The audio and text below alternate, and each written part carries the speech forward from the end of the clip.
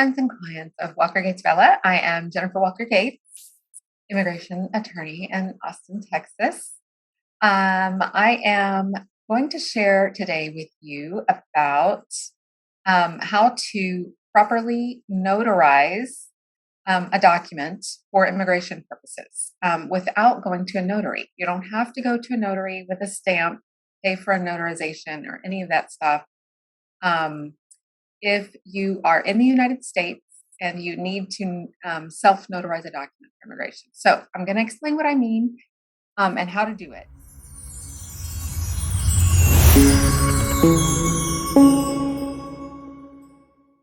But first, before I do that, I want to ask you to please subscribe to our YouTube channel. Go down below and hit the subscribe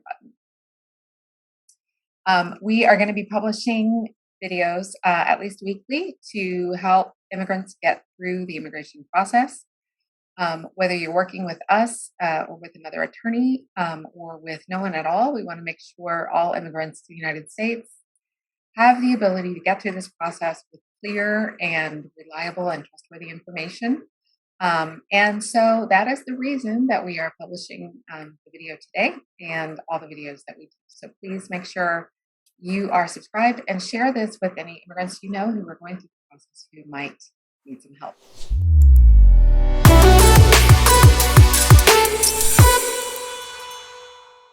So let's get into today's topic. Today's topic is about how to notarize an affidavit or a document without going to a notary. If you are going through the immigration process, whether through a family member or through an employer, you likely need documents to be notarized. In other words, they need to be legally sworn and they need to have some legal validity behind them. A document that is just a handwritten note is not going to have enough evidentiary weight, is what we would call it in legal terms, for USCIS to give it the credit that it may have if it is notarized. Now, if you are going through the process, however, you may not have time to go to a notary. You may be in a rural area and not have access to a lot of notaries. It costs money to go to a notary. You may not have one immediately available that you know of that's handy and available quickly. So the way that you can self-notarize a document is as follows. You would provide this statement and a signature along with the document that you want to notarize. And it says, I, then your name, comma, swear under penalty of perjury. That's the key phrase, penalty of perjury. I swear under penalty of perjury, according to the laws of the United States of America, that the foregoing information is true and correct to the best of my knowledge, understanding, and recollection. Okay. Then you provide your signature and date, the name, address, and telephone number of the person who is attesting to the veracity or the truthfulness of the document that they are signing.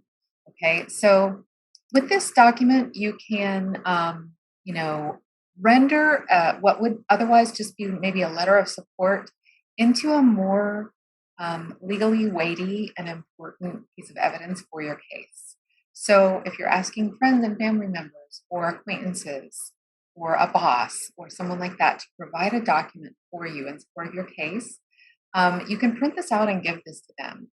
And it prevents them from having to go to the notary, but it also gives your document the legal weight that it deserves.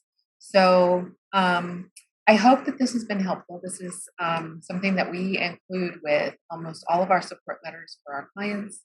Having a copy of that person's identification is also really, really helpful if you are asking, friends and family to provide support letters for you, but it's not mandatory.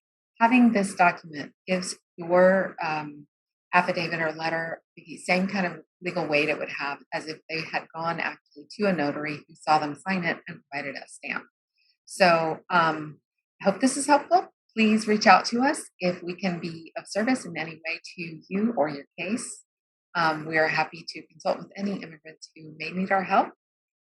You can find us at walkergatesvella.com. Click there to schedule an appointment with me or any of the attorneys on our staff, and we would be glad to assist any deserving immigrants in getting the permanent status that will allow them to be safe and secure with their families in the United States. So thank you so much. Take good care. Please reach out to me with any comments, questions, concerns, and I will see you again very soon.